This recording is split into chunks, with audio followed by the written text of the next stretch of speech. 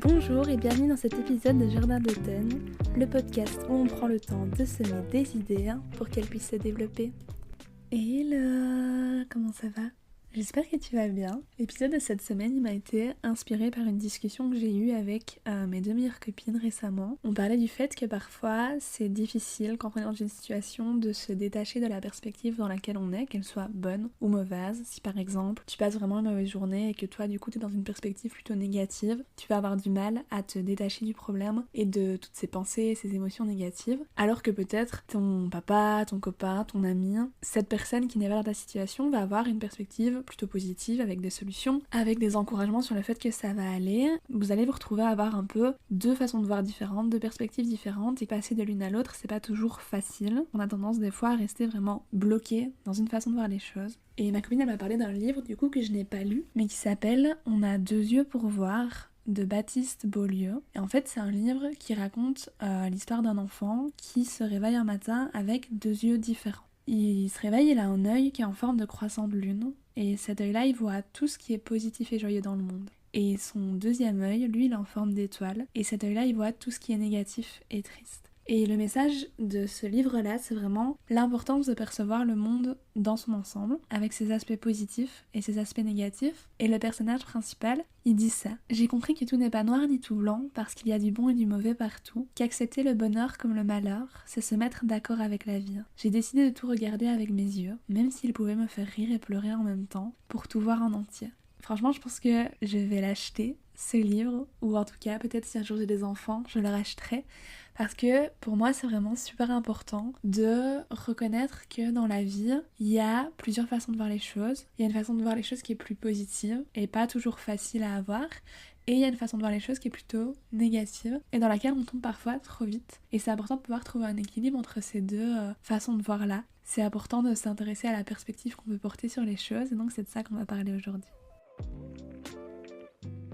J'ai vraiment beaucoup aimé l'idée de ce livre parce que je pense vraiment qu'on a tous ces deux yeux en nous. On a tous cette demi-lune qui nous amène à voir les choses avec des verres un peu roses. Et on a tous une étoile qui fait que parfois on voit les choses de façon plus négative. Déjà en fonction de ta personnalité, de qui tu es, tu vas avoir tendance peut-être à plutôt regarder le monde, les choses qui t'arrivent avec un œil plutôt que l'autre. Moi, je pense que de façon générale, j'ai plutôt tendance à avoir un regard positif sur les choses qui arrivent. Je suis plutôt optimiste comme personne, pas 100% du temps, pas dans 100% des situations bien évidemment, mais c'est peut-être plus facilement le regard que je vais porter sur les choses. Alors qu'il y a des gens qui vont plus vite appréhender la réalité avec un regard plutôt négatif. Et selon moi, c'est normal d'avoir une facilité peut-être à adopter l'un ou l'autre regard en fonction de qui on est, en fonction de ce qu'on a vécu, en fonction de notre réalité, simplement de ce qu'on vit. Mais le problème du coup, c'est quand on est tout le temps dans le même regard et qu'on n'a pas un équilibre entre les différentes façons de voir les choses,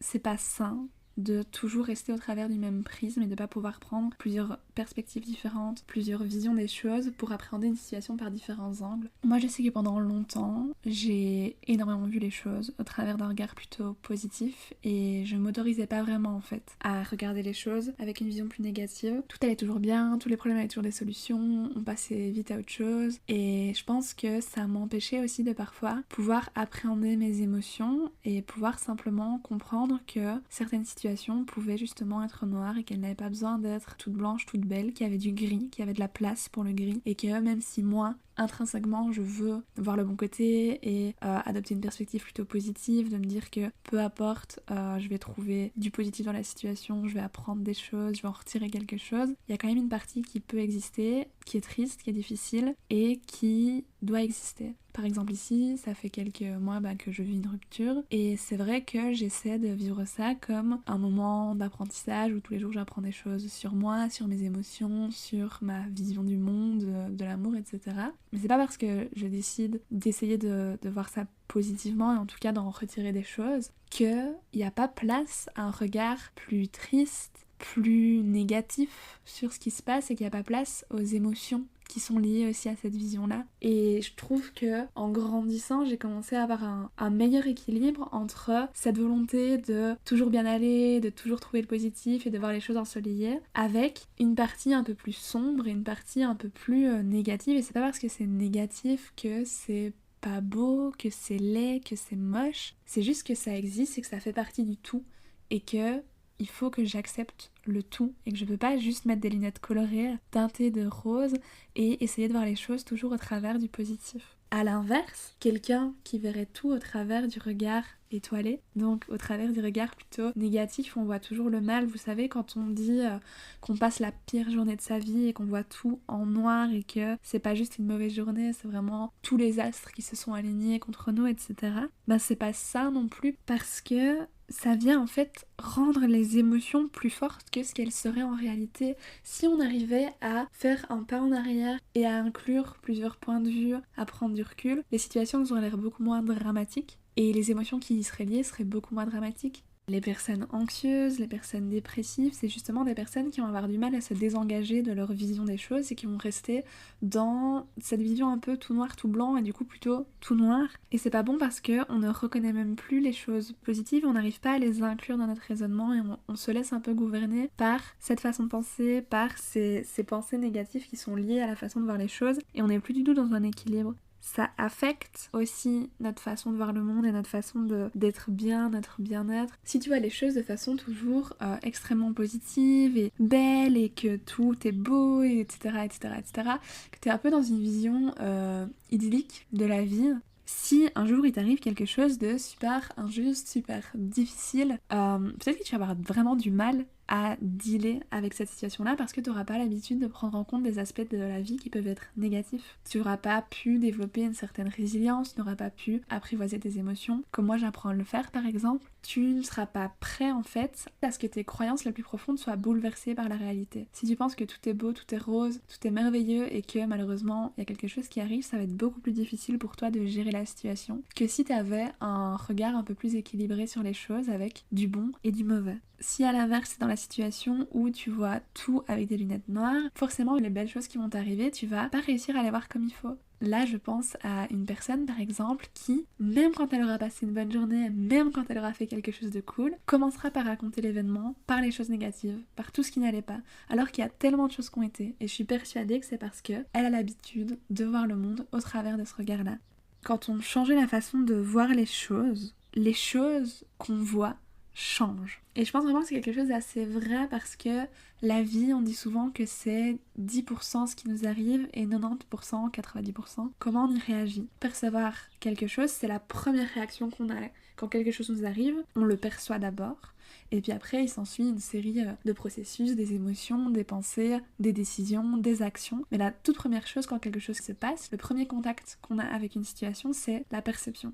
Et donc la façon dont on a de percevoir les choses, elle va impacter sur la suite. C'est important du coup de pouvoir se rendre compte comment est-ce qu'on perçoit le monde. Est-ce que on n'utilise qu'un seul de nos deux yeux? Est-ce que on est équilibré? Est-ce qu'on a tendance à en utiliser un plus que l'autre? Est-ce qu'on arrive à passer de l'un à l'autre quand on est en certaines situations? Les choses, elles sont souvent pas ce qu'elles sont, mais elles sont souvent ce qu'on pense qu'elles sont. C'est important de remarquer un peu nos pensées, d'écouter, de voir un peu comment on réagit aux choses pour pouvoir agir si jamais tu te rends compte que t'es plutôt dans une ou l'autre des situations, dans l'une ou l'autre des perspectives, pour pouvoir petit à petit apprendre à te désengager et avoir une vision un peu plus complète du monde, pour pas être tout blanc, tout noir, mais pour pouvoir apprendre à naviguer aussi dans le gris. La première étape pour moi, c'est déjà de se rendre compte quelles sont nos pensées et de voir quelles perspectives en général on porte sur les situations. Est-ce qu'on est plutôt du genre à être dans le positif, dans le fait de trouver des solutions, dans le fait de se dire que ça va aller et parfois du coup être totalement dans le déni de ce qu'on peut ressentir de négatif ou des choses négatives qui peuvent nous arriver?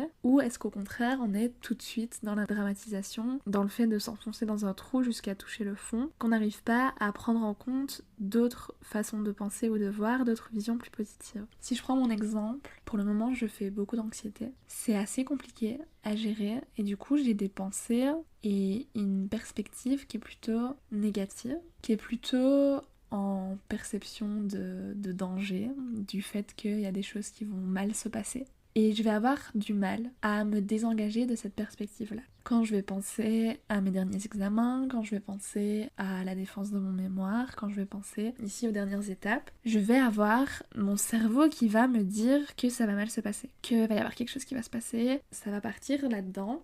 Et du coup, ce qui se passe pour l'instant, c'est que j'essaie vraiment de réactiver un peu l'autre regard, l'autre perspective et d'essayer d'inclure dans ma façon de voir les choses le fait que bah non, ça peut très bien se passer, il n'y a aucune raison que ça se passe mal parce que je travaille, parce que je fais ce qu'il faut et que c'est juste moi qui m'emballe et qui ai peur, qui du coup pense ça. Mais c'est pas facile. Donc la première étape, c'est déjà de remarquer ces pensées-là et de prendre conscience que c'est une perspective, c'est une façon unique de percevoir la situation et qu'il y en a des tas d'autres. Vous avez déjà sûrement vu l'image de deux personnes face à face avec un numéro qui est dessiné au sol et en fonction de si tu es la personne de gauche ou de droite, tu vas voir un 6 ou un 9. C'est la même situation, c'est un chiffre qui est dessiné au sol, mais en fonction de la perspective que tu as, tu ne vois pas la même chose. Donc c'est déjà important, une fois qu'on se rend compte, qu'on perçoit la situation d'une certaine façon, ici plutôt anxieuse, négative, pas cool, se rendre compte que c'est une seule perspective et qu'il y a d'autres façons de le voir. Et du coup après il va falloir chercher c'est quoi les autres façons de le voir, essayer de se convaincre de ça. Tu peux aussi avoir du coup une vision simplement négative, comme j'ai dit tout à l'heure, vraiment dans la dramatisation du fait que c'était la pire journée du monde, que tout le monde voulait ton malheur, que tout était fait exprès, qu'il n'y avait rien pour faire plaisir. Ça c'est une vision des choses. Se rendre compte que tu es dans cette vision-là et qu'il en existe d'autres, ça va permettre aussi de prendre du recul sur la situation, de réfléchir à comment est-ce qu'on peut voir autrement la situation. Est-ce que tous les astres se sont vraiment alignés pour te punir et te montrer que personne ne t'aime et que l'univers te déteste? Ou est-ce que simplement t'as pas eu de chance et ton train a été annulé, il a plu, la personne chez qui tu devais avoir ton entretien d'embauche a annulé parce qu'elle était malade, et donc tout ça, tu l'interprètes comme un signe que l'univers ne veut pas de toi. Alors que peut-être il existe une autre façon de voir les choses, une autre perspective, où il y a juste eu une succession de hasards, une succession d'aléas qui ont fait que c'était pas ta journée aujourd'hui. Une fois du coup que tu as réussi à voir un peu c'était quoi la perspective que t'empruntais, si tu voyais plutôt le verre à moitié vide, à moitié plein, c'est bon de se poser la question de comment est-ce que je pourrais voir les choses autrement. Si t'arrives pas à le faire tout seul, tu peux aussi en parler à des proches parce que parfois justement tes proches vont par eux-mêmes t'amener d'autres perspectives, vont par eux-mêmes voir les choses différemment. T'as peut-être déjà eu une embrouille avec ton partenaire, avec ton ou ta partenaire, et tu le racontes à un ami, et toi t'es dans ta perspective, c'est dans ta vision des choses, c'est dans tes émotions, dans ton ressenti, et donc tu te décentres pas du tout de ta situation et de ton point de vue à toi. Et le fait d'en parler à quelqu'un d'autre, ça fait que cette autre personne, elle prend une autre perspective, elle a un nouveau regard sur la situation. C'est pas tes yeux à toi, c'est d'autres yeux, une autre façon de penser, d'autres références qui vont se poser sur la situation. Même si elle te dit pas forcément ce que t'as envie d'entendre, même si elle te dit quelque chose qui est pas forcément pertinent par rapport à la situation, simplement le fait d'en discuter et d'ouvrir le champ à d'autres possibilités d'interprétation, à d'autres perspectives, parfois ça aide aussi à se décentrer et à se dire « Ah oui, l'autre en fait il pensait peut-être ça. Ah c'est vrai qu'en fait il n'y a pas que ma façon de penser qui existe. Ah c'est vrai qu'il n'y a pas une seule façon d'interpréter les choses. » J'aime vraiment bien le fait que le livre il se conclut par cette idée de il y a du bon, il y a du mauvais partout et que accepter le bonheur et le malheur c'est se mettre d'accord avec la vie parce que c'est la réalité des choses et on peut pas juste s'enfermer dans une seule des deux perspectives. C'est super important d'apprendre à gérer les beaux moments, les moments de joie, les moments heureux et les moments positifs, tout autant que les moments tristes, difficiles, négatifs. C'est ce qui fait l'expérience humaine, c'est ce qui fait nous. Et forcément, on va avoir tendance à adopter plutôt un regard que l'autre dans la vie de tous les jours quand on est face à des situations.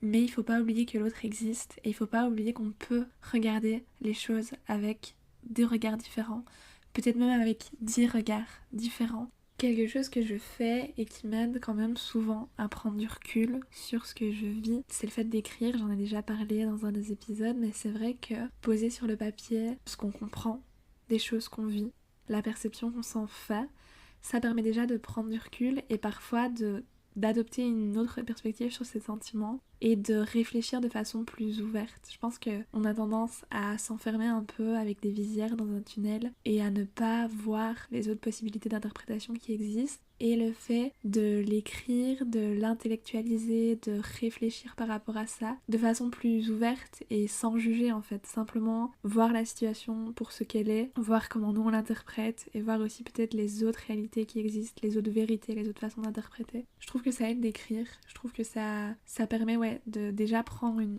autre perspective et de ne plus être dans le vécu absolu de la situation. comme j'ai dit, en parler à des proches quand on se retrouve plutôt du coup à voir les choses avec un regard négatif, à être trop dans le fait de voir en noir et en blanc. C'est une distorsion cognitive de faire ça, de penser que les choses négatives sont totalement négatives et que les bonnes choses sont totalement bonnes. Par exemple, ça peut arriver de parler de quelqu'un et de le voir comme étant une personne parfaite, alors que personne n'est parfait. Et qu'on a tous nos défauts et les choses qu'on sait faire et les choses qu'on fait moins bien. Et si tu te rends compte qu'à certains moments, tu es toi-même en train de voir quelqu'un de cette façon-là, bah t'es peut-être en train d'être trop dans une dualité entre totalement bon ou totalement mauvais. Et la vie, elle est pas comme ça. Une troisième option, évidemment, c'est d'aller en parler à un professionnel à la santé mentale. Si jamais tu te rends compte que c'est vraiment une souffrance et que t'arrives absolument pas à te désengager de la façon dont tu vois les choses, si vraiment le monde autour de toi est noir, si tes idées sont noires, si t'arrives jamais à voir le positif ou le bonheur autour de toi dans les situations, je pense que ça peut faire du bien d'aller en parler à quelqu'un qui est formé pour ça et qui pourra travailler avec toi sur tes pensées, parce que c'est vraiment ça, c'est apprendre à écouter nos pensées, à voir si elles sont fonctionnelles ou si au contraire elles sont peut-être dysfonctionnelles et pas très saines, et si jamais c'est le cas, apprendre à travailler dessus pour les modifier et pour modifier du coup la façon dont on peut voir les choses. Tu peux lire aussi, tu peux lire des livres, que ce soit simplement des romans qui vont, quoi qu'il arrive, ouvrir tes perspectives, ouvrir ta façon de voir certaines choses, ta sensibilité à certaines expériences que tu as peut-être vécues ou que tu vivras dans le futur. Tu peux aussi lire des essais, des recueils, enfin voilà, il y a une quantité de choses qui peuvent t'aider aussi à ouvrir le champ des perspectives sur le monde et à arrêter de voir une situation seulement en noir en blanc, seulement en verre à moitié vide, verre à moitié plein, mais avec beaucoup plus de nuances. Je pense que avec l'expérience aussi, en grandissant, on se rend compte que le monde n'est pas comme ça. On se rend compte que c'est important de voir autant tout ce qu'il y a de bon, mais aussi de considérer ce qu'il y a de mauvais. Mais c'est pas toujours facile à faire, et j'espère que cet épisode il aura pu t'aider déjà à prendre conscience simplement du fait qu'il n'y a pas qu'une façon de voir les choses, il n'y a pas qu'un regard, et que si le regard que toi tu portes sur les choses te rend malheureux, tu peux essayer de changer. Tu peux essayer d'adopter une autre perspective, tu peux essayer de prendre une responsabilité dans ta façon de percevoir, d'essayer de l'élargir.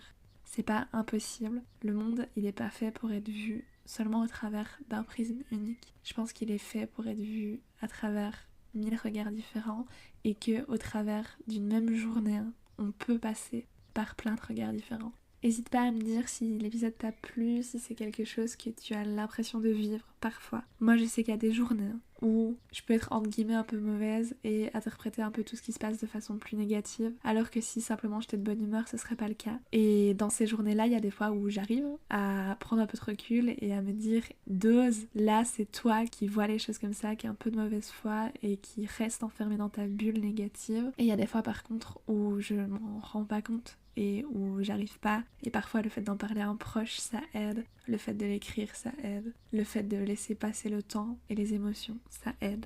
Si toi t'as des conseils par rapport à tout ça, n'hésite pas à me les dire, je pourrais les partager sur la page Instagram du podcast. N'hésite pas à rejoindre Jardin d'automne là-bas si tu veux donner ton avis, avoir un peu des news, des choses comme ça. Moi je te dis à la semaine prochaine, prends soin de toi, à bientôt. Merci d'avoir écouté cet épisode du podcast, j'espère qu'il fera un bout de chemin avec vous. On se retrouve tous les dimanches pour un nouvel épisode. En attendant, n'hésite pas à suivre le podcast sur Instagram @jardin d'automne et à m'y faire tes retours. À bientôt!